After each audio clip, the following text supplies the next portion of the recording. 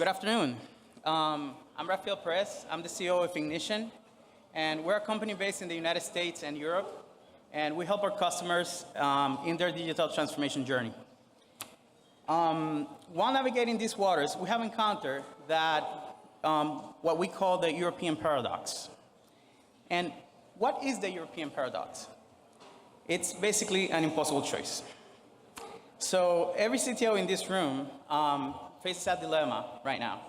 Innovation that demands American scalability or compliance that requires EU sovereignty. So what is the problem? You can only fully satisfy one at a given time.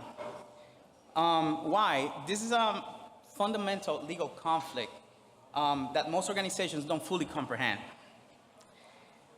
It is a clash between the US Cloud Act and the data privacy law in the European Union.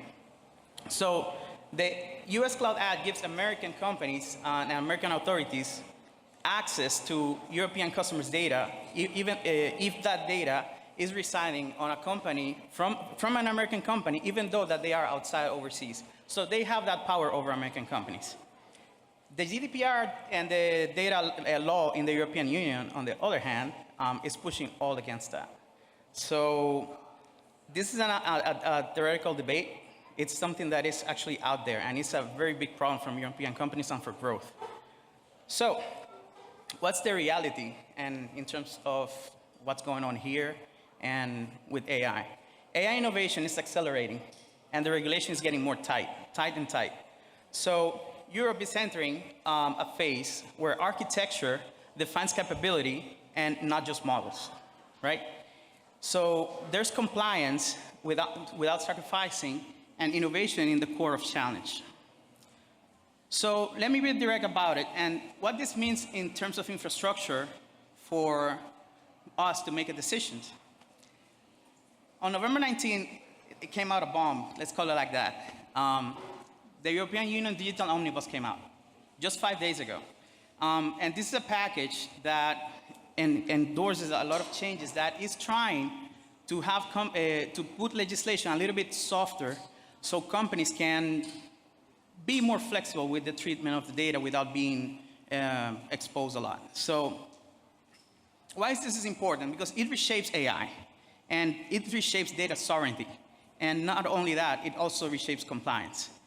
So it's forcing organizations on rethinking where and how AI infrastructure is built, right? So it makes the tension between scale and sovereignty no longer something theory. We need to choose what we have to do and how we're going to do it from now on. So for example, these two numbers that are here, if you don't comply after the Omnibus is released, you are facing about 4 billion plus euros in costs, in compliance costs, in a span over 3 years. And that 72% right there is the market control. What market control? Of the US hyperscalers over European customers. So most of the European companies are running on are dependent on American companies. One example of that, you can see something that happened in AWS, for example, in the US, affected European companies. Everything came out from control plane, and that shouldn't happen. So what the Digital Omnibus actually changes. There's a new article, 88C, that establishes legitimate interest for AI training on personal data, expanding permissible use cases. The second one, it narrows the definitions of what counts as sensitive data, providing more flexibility for your development. And it's also giving more than 4 billion in relief potential for significant compliance cost reductions, but it creates a small problem. There's an 18-month regulatory period of 12 to 18 months of regulatory period of uncertainty. So the real question that we have isn't sovereignty or scalability. It's when do we need sovereignty and when can we be pragmatic? That's the real question. So this strategic question shouldn't be just sovereign, scalability, data privacy. Let's take it case by case. For example, let's take the healthcare. Your data sensitive there is very special. You have PII data. That's for sure. It needs to be 100% sovereign from the European Union. There's no questions asked. Let's build infrastructure that is only in the European Union. For financial services, you have data that is high, sensitive. It needs to be sovereign, but you can help companies that do financial transactions to be a little bit more flexible. Let's build some hybrid environments. Let's use some hyperscalers. Let's use infrastructure that are local here in the European Union in smaller cloud providers, right? Government and defense, this is critical, all right? In this case, you cannot negotiate that it needs to be 100% sovereign, right? This is a matter of national security. Public data, there's no need of enforcing a company. You need to be compliant with data sovereignty, your data residency, your GDPR, all of it. This is public data. Why you cannot use it anywhere? It's just data that is out there. It's not fair for a company to get fined for public data. And research and development testing, you're testing. Let's say that you're creating use cases, but it's fake data. It's not real data. So why a company should be liable for something that it's fake? So I'll give you a few numbers for you to remember. 4%, that's the maximum GDPR fine that a company will now face after the Omnibus got released, right? What does that mean for a company that has 10 billion euros in revenue? That's 400 million in fines over a span of 3 years. A company will be out of business out of that.